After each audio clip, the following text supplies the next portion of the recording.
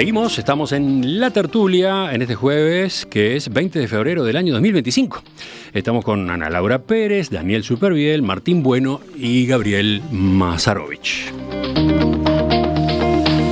Ya está instalado el Parlamento, que surgió de los comicios nacionales del mes de octubre. Incluso ya se han dado algunos debates propios de la actividad legislativa después de meses de bastante calma por el verano y anteriormente por la campaña electoral. Ya están nombrados prácticamente todos los jerarcas principales del gobierno que asumirá en marzo. Ayer, un ministerio que faltaba, el de Trabajo y Seguridad Social, presentó a quienes estarán al frente de sus direcciones. Ya se están armando acá en la Plaza Independencia las instalaciones, el escenario para el acto de traspaso de la banda presidencial, ese que va a tener lugar en la tarde del sábado 1 de marzo. Estamos a poco más de una semana de que inicie su actividad el nuevo Poder Ejecutivo. Les propongo entonces, estimados tertulianos, que miremos para adelante. ¿Qué esperan? ¿Qué esperan ustedes del próximo gobierno? ¿Qué expectativas tienen? ¿Qué los dejaría satisfechos? Puede ser en los primeros meses o, bueno, en el conjunto mismo de los 5 años, a ver por dónde van. Hoy arrancó Martín, ¿no? Entonces ahora arranco yo. Nos va a deprimir. Sí. Bien, yo creo que este gobierno arranca con muchas expectativas, como arrancó el anterior, pero en sectores diferentes de la sociedad. O sea, es así. Claramente. Y las expectativas también tienen énfasis distintos. Yo primero espero un gobierno que consiga asumir la iniciativa política en la sociedad y que logremos tener algunas cosas, como yo me anoté 8 temas que creo que van a medir la acción del gobierno del Frente Amplio en la sociedad en general y en particular en sus votantes y en quienes militaron o militamos mucho para que el Frente Amplio ganara las elecciones, que es parte del asunto también y en toda la sociedad. Creo que tiene que haber medidas rápidas y que se va a medir por la situación de la infancia y en particular por la pobreza infantil, por el tema del trabajo en toda su dimensión, la precarización del trabajo, la cantidad de gente que gana 25.000 pesos, el desempleo bestial a nivel juvenil, y el futuro del trabajo, y tiene mucho que ver con ese tema, el tema del salario, claramente. Acá una política que por más que haya discusiones, hay una opinión mayoritaria en la sociedad que una política de usar el salario como variable de ajuste, y el salario tiene que crecer claramente y recuperarse y también sacar la precariedad del trabajo. Hay una gran expectativa planteada por el diálogo de la seguridad social. En cada uno de estos puntos, obviamente, hay cuestiones contrapuestas. Yo espero que se haga retroceder con el diálogo de la seguridad social y con un amplio consenso social y político la reforma jubilatoria más retrógrada de la historia. La vivienda es fundamental. O sea, tenemos que dejar de construir solo la vivienda como negocio para quienes no la precisan y solo para invertir, y construir vivienda para donde hay déficit de vivienda, y no monoambiente a $160.000 con exoneraciones fiscales, sino con una política de vivienda que atienda el déficit de vivienda real. Es dramático para todos, para los jóvenes en particular, pero para todo el mundo, y además con una política clara. Termino, no me da para la segunda intervención. Hay un desafío enorme en salud, en educación, y obviamente hay en una parte de la sociedad en seguridad y convivencia. Creo que van a ser los temas que van a medir en lo que haga en los primeros días y al final de su mandato el desempeño del gobierno del FA. ¿Martín o Daniel? Bueno, va Daniel. Gabriel hizo un detallado punteo. Yo esencialmente por ahí tres puntos me gustaría que... Primero, me parece increíble que hayan pasado 5 años y que estemos ya montando en la Plaza Independencia la transmisión de mando y bueno, también orgulloso que Uruguay tenga una transición de mando tranquila, donde la calle Pou le va a pasar la banda Orsi como se la pasó Tabaré a la calle Pou, y no nos sorprende y no va a haber manifestaciones en las calles en contra, ni asonadas a los parlamentos, ni cosas raras, lo que habla muy bien de la democracia uruguaya. Dicho eso, a mí lo que me gustaría que dentro de 5 años, por ahí, si estoy acá, que el tema seguridad no sea el principal tema de preocupación de los uruguayos. Ahora en Ceres vamos a sacar un documento donde analizamos los programas de gobierno del Frente Amplio, la Coalición Republicana y de todos los partidos que integraron la última campaña electoral.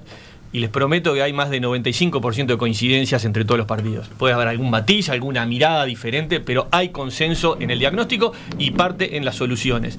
Entonces, si la clase política, el sistema político, en sus partidos, y ya ha habido diálogos al respecto, Javier García estuvo con Orsi, Vergara lo tiró, o sea, varios han tirado temas de que hay determinados puntos en donde hay puntos de acuerdo, y yo creo que ha dejado de ser un tema de un partido o de otro, es un tema nacional, y me gustaría y deseo que por lo bajo, por lo alto o en secreto haya un gran acuerdo para evitar que la propagación de lo que es la violencia aumente.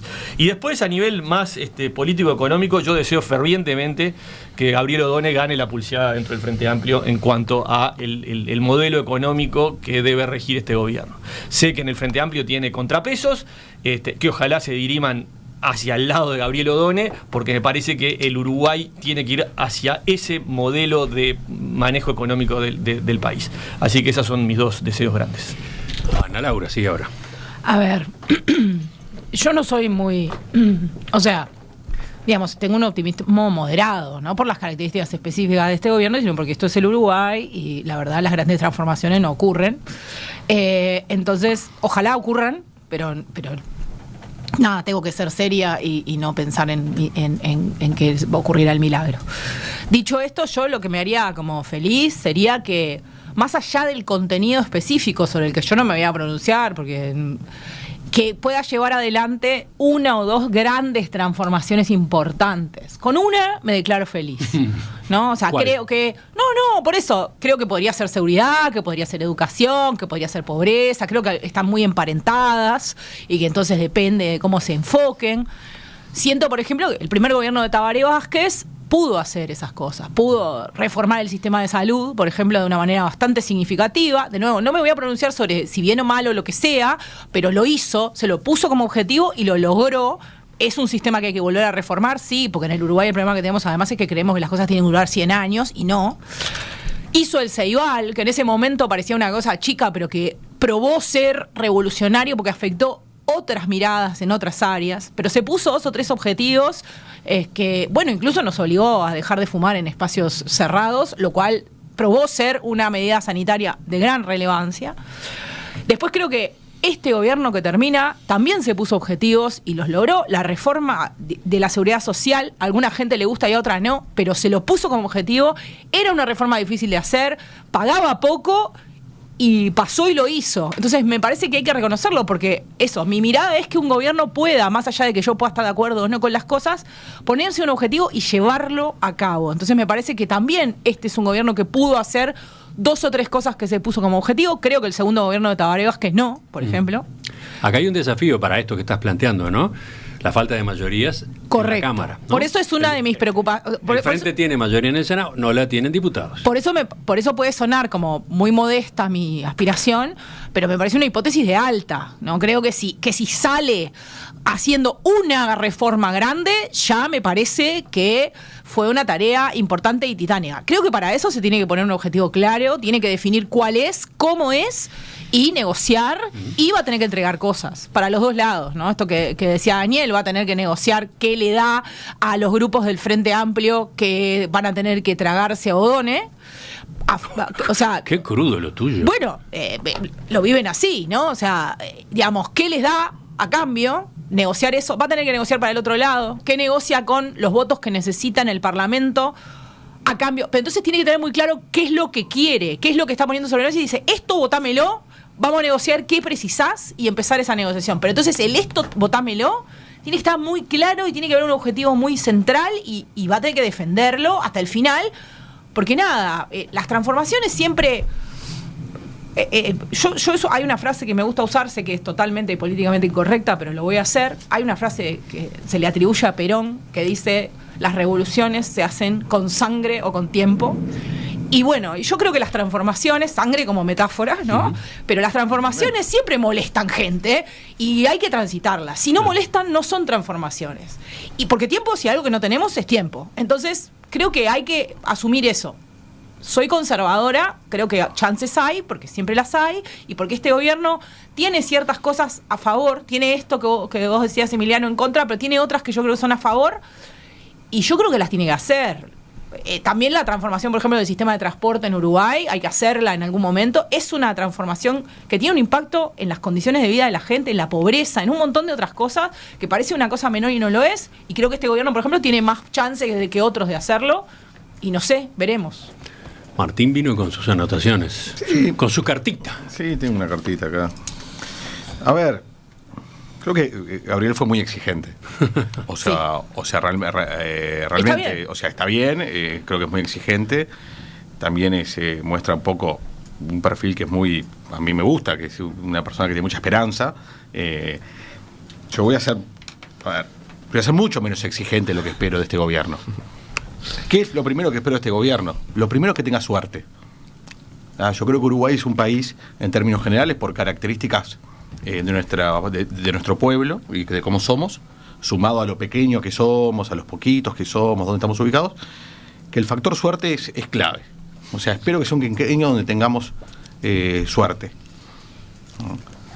Después espero que el presidente y su entorno cercano, que en términos generales tiene muy buen nivel, tenga salud.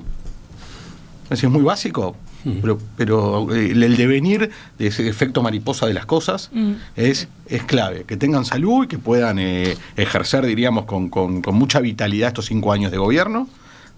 Y suerte. Dicho eso, que es como medio, capaz, naif, pero realmente lo siento, por eso lo digo, creo que a mí me gustaría ver un gobierno que, al ser del Frente Amplio, no tome decisiones basadas en voluntarismo, no haya voluntarismo en las decisiones, o sea, decisiones que pueden ser parlamentarias, legislativas o de otro tipo, que se basan en algo deseable, pero que en realidad nos quedamos con el título y que después sabemos que no se va a concretar. Creo que el voluntarismo no funciona y que el mundo es mucho más duro, y hay que tener, entonces... Mira, casualmente hoy en la entrevista con la subsecretaria que asumirá en marzo en el Ministerio del Interior, Gabriela Valverde, ella decía que una de las características de la política de seguridad ciudadana que se vaya a llevar a cabo es que va a estar basada en evidencia. Insistía mucho en el tema de basarse en la evidencia. Y después está otro anuncio que viene del Poder Ejecutivo nuevo en general, que es que se van a trazar metas y se va a hacer evaluaciones de lo que vayan produciendo las líneas de acción en marcha, ¿no? Había notado eso, por ejemplo, el ejemplo de Carlos Negro con el asunto que la guerra al narcotráfico está perdida. Es obvio. Pero yo creo que... Dijo algo obvio. Para mí es un muy buen augurio. O sea, a mí yo cuando lo leí digo, esto es un muy buen augurio. Finalmente hay alguien que reconoce la realidad para después actuar sobre la realidad. Pero lo primero es reconocer la realidad. Y no ser voluntarista, como sabemos que hemos sido. Yo me acuerdo de una conferencia de prensa de un ministro diciendo, después de un escándalo de muertes, narco y todo eso, vamos a poner más patrulleros. Digo, me están tomando el pelo, o sea, vamos a poner más patrulleros, no, en serio, esto es grave. Bueno, después, no entrar en discusiones ideológicas inútiles. Hoy está muy, voy a decir de moda, pero se está instalando el tema de políticas públicas basadas en evidencia. Bueno, quiero decir que las políticas públicas basadas en evidencia muchas veces chocan contra bases ideológicas muy arraigadas en el Frente Amplio. Entonces, bueno, si estamos diciendo, porque aparte lo de la política pública basada en evidencia creo que está haciendo mucha carne en un sector de la izquierda, es, bueno, tomémoslo y tomémoslo también cuando va en contra de bases ideológicas. Mira, esta base ideológica, con la evidencia de esto no anduvo. Así que es muy lindo, está muy bueno, lo podemos tener como una simbología, pero en el mundo real no funciona. ¿Ya? Y lo último también que me gustaría de este gobierno es que realmente el gobierno dicta leyes, pone reglas para los privados y después administra unos 20.000 millones de dólares anuales en el Estado. ¿Ya? En lo que esté a su alcance, en el Estado hay sectores de privilegio que son muy, muy groseros. Hay sectores de privilegio muy groseros. Me gustaría que haga reformas y asigne recursos adecuadamente. Cuando hablamos de la consolidación fiscal, que ya sabemos que en algún momento este gobierno va a haber, y no me escandaliza, pero que la consolidación fiscal no solo esté buscada en el espacio fiscal vía aumento de impuestos, que es una herramienta que está ahí, y está bien, muchachos, gastamos 20.000 millones de dólares, no puede ser que no haya nada que no gastemos mal. ¿Ah? Y ahí lo que decía Ana Laura, tocar de los 20.000, 1.000 millones que se gastan mal, implica que alguien se enoje. Y sí, por favor, hagan enojar a alguien. Hagan enojar a alguien. Vamos a anotar esa frase entre comillas. ¿Algún comentario más ahora que se escucharon entre ustedes? Vuelvo a Gabriel. Dale, no, vuelvo a Gabriel. ¿Conmigo? Sí. Bueno, va. Gabriel, yo la segunda, sí, no, pero era para no... a ver, yo primero, creo que los debates van a estar planteados sin ningún lugar a dudas. Creo que aquí hay como dos niveles. Tiene que haber una muy buena gestión y muy buena elaboración y evaluación de las políticas públicas, pero el gobierno hace política, tiene un programa de gobierno y representa... Yo no tengo problema con O'Donnell. Hay un programa de gobierno del Frente Amplio. Y el programa de gobierno del Frente Amplio, que fue decidido por todos, y hay compromisos, además, de campaña. Yo estos temas que he planteado no son los que me gustan a mí. Son los que hemos encontrado, la seguridad sí, pero la economía, el laburo y el salario... Te lo plantea todo el mundo, y la salud, la falta de medicamentos, y que han puesto de rodillas de vuelta a la salud pública, yo que soy usuario del Maciel, es un tema que te lo plantea todo el mundo. Recorrimos el país para juntar 800.000 firmas por la LUC, después con la campaña contra la LUC, después para juntar firmas por la reforma de la seguridad social, después con el Frente Amplio Te Escucha. Hubo un diálogo con la gente durante estos 5 años enorme. Y esto que se expresó en el programa del Frente Amplio es por lo que la gente nos votó. Entonces, sí, vamos a hacer enojar a alguien, pero capaz que tenemos diferentes objetivos de a quién hacer enojar, ¿no? Y creo que efectivamente hay algunos que ya están enojados, que fueron a reunirse con la calle y a felicitarlo por su gran gobierno una semana antes de que asuma el nuevo. Es una señal para los que dicen que no importan las clases sociales. Y me refiero a las cámaras empresariales, que ya están enojadas con el gobierno antes de que empiece y con el ministro de Trabajo antes de que empiece. Algunos se supone que nos fumaremos a O'Donnell, ellos no se quieren fumar a Castillo, ¿no? Lo odian profundamente. Entonces, el asunto es, digo porque no es interpretación, es lo que dijeron al otro día que lo habían nombrado. Entonces, me parece que eso se va a expresar, y yo espero que terminemos con reformas muy importantes. Comparto todas las que dijo Ana Laura, con un agregado: la reinstalación de los consejos de salario cambió la vida de miles de personas. Es cierto. La principal política contra la pobreza de los gobiernos del Frente Amplio fue el empleo y el salario. Entonces, efectivamente creo que tiene que ver con eso, y yo creo que va a haber que tenerle paciencia, y termino con una cosa. El Parlamento es inédito, hace bien Emiliano en destacarlo. La conformación de este Parlamento, en que haya que tengas mayoría en una Cámara y no la tengas en otra, es inédita. O tenías mayoría en las dos o no tenías en ninguna. Es inédita, ¿no? En los últimos 20 años. Por eso, ahí va. O sea, desde el primer escenario, gobierno del Frente Amplio en adelante.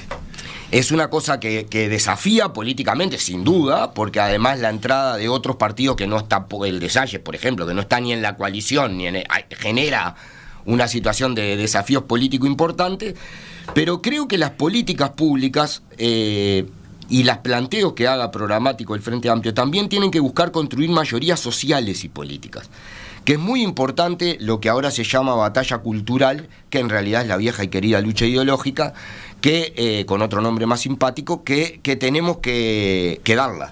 Hay que batallar por el programa. Pide Ana Laura la palabra. Yo tengo algunas observaciones sobre lo que dice Gabriel. Yo creo que la base de votación del Frente Amplio, o sea, la gente votó al Frente Amplio por cosas muy distintas, ¿no? O sea, hay gente que lo habrá votado por lo que dice Gabriel y gente que lo votó por otra cosa. Yo creo que haga, digamos, haciendo la salvedad que tampoco las hizo enojar tanto a las cámaras empresariales en los 15 años que fue gobierno, tampoco fue como, ¿cómo las está haciendo enojar? ¿No? Tampoco, ¿no? Bueno, tuvimos hasta una demanda en la OIT. Está bien, pero... porque estábamos construyendo el socialismo. Pero podemos discutir horas sobre cuánto las hizo enojar respecto a las expectativas. Yo creo que hay gente que espera que haga enojar al PIT-CNT también. Yo creo que el Frente Amplio puede hacer cosas que este gobierno no podía hacer por la espalda que tiene en su relación con el PIT-CNT. Y que hay mucha gente, y me incluyo entre esa gente, que más allá de que votamos, esperamos cosas de un gobierno, de este, del anterior, lo que sea, esperamos que pueda manejar determinadas transformaciones con otra espalda, porque no le van a hacer 2 meses de huelga, o uno piensa eso, pero sí esperamos, porque entre la gente que tiene privilegios están varios de los sindicatos más grandes del PIT-CNT, y son gente que al lado de otra tiene privilegios, y es gente que en algún momento va a tener que renunciar a algunas cosas en favor de otros que las necesitan más, y creo que ahí también... Ahí hay una serie de gente que se va a enojar, que no es la típica, no son las cámaras empresariales, y mucha de la gente que votó al Frente Amplio también espera que hagan enojar, o también los votó por eso. Entonces también va a tener que administrar que la bolsa de gente que votó al Frente Amplio no es monolítica, ni toda habla de la lucha de clases, ni toda cree en la lucha de clases, ni toda está pensando que los malos son esos y no los otros. Sí, yo iba a decir lo mismo que dijiste vos, que cuando se habla de enojar, es enojar a las grandes corporaciones, exacto, sean empresariales, sean sindicales, que hacen que este país vaya muy lento, ¿no? Y en ese sentido no es Cámara de Industrias Empresariales, Asociación Rural por un lado. A ver, acá lo que para mí, más que la palabra enojar, hay que sincerar el gasto público del Estado. Se gasta muy mal, este Estado gastó mal el Frente, gastó mal el Partido Nacional, gastó mal el Partido Colorado. Hay millones de lugares que ni siquiera resisten el balance de una auditoría porque directamente no se hacen. ¿Cuánto se gasta? Vos hablas de primera infancia, coincido, hay que trabajar ahí, hay que poner recursos ahí, pero después también hay que evaluar el impacto de esos recursos, si funcionan, si no funcionan, si alguien se la lleva o no se la lleva. Aparentemente en ese país, controlar es como una mala palabra, ¿no? Pasa en muchos lados. Entonces, yo creo que en el sinceramiento del gasto público del Estado puede haber enojos, pero es necesario revisar el estado que tenemos. O sea, los impuestos que pagan los uruguayos ya es imposible de seguir creciendo. Para los jóvenes, mis hijos, o sea, alquilarse un apartamentito solo es imposible. Si no los ayudamos, no pueden. Entonces, ahí me parece que lo que sale vivir en Uruguay también tiene que revisarse. Y ahí hay que ir contra también el Estado, me parece, ¿no? Mirá, Martín, todo lo que provocaste con tu frase esa. A ver, yo creo que es enojar, hay que hacer enojar. Hay que hacer enojar al Uruguay de la vaca atada. Y la vaca atada la tienen en el sector público, la tienen en el sector privado vinculado al sector público y la tienen en el sector privado por sí mismo. O sea, hay como 3 Uruguay de la vaca atada. Sector público, algunas corporaciones que no agregan valor y a pesar de no agregar valor tienen una especie de título nobiliario. Sector privado atado a regulaciones públicas, que quiere decir sector privado que está absolutamente favorecido en sus rentas e ingresos gracias a regulaciones del Estado que les da un monopolio o oligopolio, y después sector privado neto que tiene la vaca atada porque formaron un oligopolio a través de los años, a través del poder económico. ¿Ah? Son 3 vacas atadas en diferentes niveles, pero existen. Y si yo le quiero dar a la infancia, le quiero dar a la NEPI, le quiero dar a Fiscalía, no sé, capaz que hay que ver el tema del correo y lo que estamos gastando en el correo y por qué perdemos tanta plata para repartir cartas. O sea, pero yo sé que para la izquierda, y eso es lo que yo digo que me gustaría no ver, hay como un tema ideológico. Si lo hace el Estado está bien. No, el Estado hace muchas cosas mal. No importa que lo haga el Estado. Es más, la izquierda, a mí me cuesta mucho entender por qué la izquierda, que es tan defensora del Estado en un rol principal, que yo también teóricamente lo soy, después el mundo real me dio tanto cachetazo que he dejado bastante esa posición, tan defensora del Estado, ¿por qué defiende un Estado que está lleno de ineficiencias? Tendrían que ser defensores de que cada dinero que se pone en el Estado, tener un funcionario público de primera, agregando valor, metiendo para adelante, y recorran. Eso no pasa. Hay héroes, hay gente que trabaja muy bien también, pero no pasa. Y nada, y después sobre el tema de lo que yo decía de voluntarista. El vínculo entre algo voluntarista y lo ideológico. Por ejemplo, las exoneraciones fiscales. Voy a poner un ejemplo muy grueso. Ideológicamente está muy mal que una mega transnacional, como sé que les gusta decir, como UPM, no pague impuestos. No, mirá, hay 1.500 millones de dólares al año de impuesto a la renta que no están pagando. Hay que ir a cobrarlos. ¿Pero por qué es voluntarista? Porque si no, no está. O sea, yo puedo hasta compartir ideológicamente que, deberían todos pagar los mismos impuestos en Uruguay. ¿Ya? Pero la realidad es que el Uruguay tiene una historia que la integra el Frente Amplio, que es el gobierno, que eso es voluntarista, porque yo le saco la exoneración fiscal y no hay nada. Hay una fantasía que por sacar exoneraciones fiscales yo recaudo dinero. Y es, yo saco exoneraciones fiscales y capaz que recaudo algo, pero mucho se fuma, se va, no está. Y ese es el mundo real. Por eso digo que no hay que ser voluntarista, hay que entender que Uruguay construyó este país. En Uruguay los sectores que andan bien son los sectores históricos, agro, y los sectores que no pagan impuestos. Punto. Y ese fue el modelo de país que construimos de la democracia. O no pagas impuestos o estás en los sectores históricos tradicionales. El resto, la rema. Escuchemos algo de lo que están diciendo los oyentes también, ¿no? Porque la pregunta era sobre expectativas del gobierno que se instala el 1 de marzo. Está bueno lo que vino porque abre un poco el espectro. Por ejemplo, Susana dice que hay que reducir las Fuerzas Armadas, que ahí hay un foco a trabajar cuando se hablaba, por ejemplo, del presupuesto del Estado, el gasto, etcétera. Después, ¿qué pasó? Se metía Martín ahí. A ver, las Fuerzas Armadas, pero ¿saben lo que yo reduciría? Primero, los profesionales del Estado que cobran lo que cobra 10 veces un soldado o 20 veces un soldado y pasan por el Estado con suerte a saludar. Uh-huh. Después, ¿dónde está? Hay otro mensaje en el que se marca, acá está, José, el Frente Amplio no solo tiene mayoría en el Senado, sino que además tiene el Poder Ejecutivo, así que con esos instrumentos puede hacer mucho. O sea, lo que está marcando es que desde el Poder Ejecutivo hay instrumentos que no dependen del Parlamento, claramente, no dependen de la mayoría o no en diputados y que permiten avanzar, ¿no? Y además me refería que también tiene que usar la fuerza política, que es la principal fuerza política del país, para actuar en la sociedad, para construir mayoría política y social. Después, a propósito de lo que decía Gabriel de las cámaras empresariales, dice este oyente, hoy escuché a Alejandro Ruibal, de la Cámara de la Construcción, ¿no?, hablando muy bien de su relación con Juan Castillo, el futuro ministro de Trabajo. Así que vamos a no fogonear la lucha de clases, vamos a no exagerar, dice, en definitiva.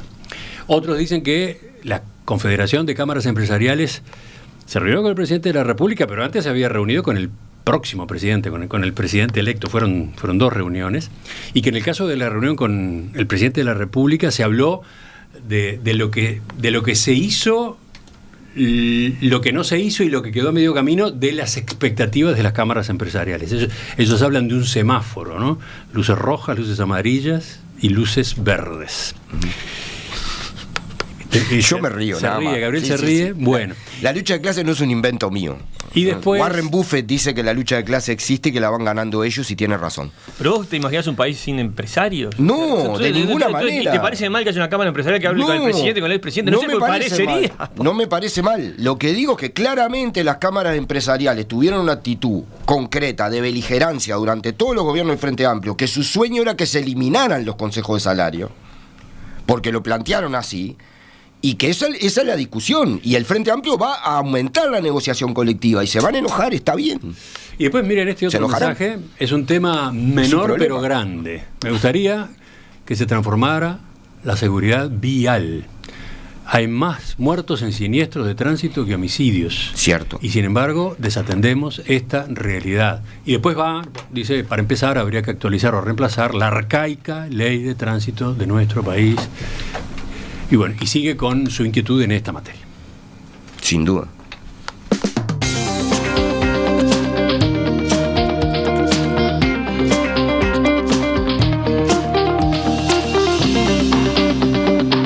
Ana Laura Pérez, Daniel Superviel, Gabriel Mazarovich, Martín Bueno. Gracias a los 4 por acompañarnos esta mañana.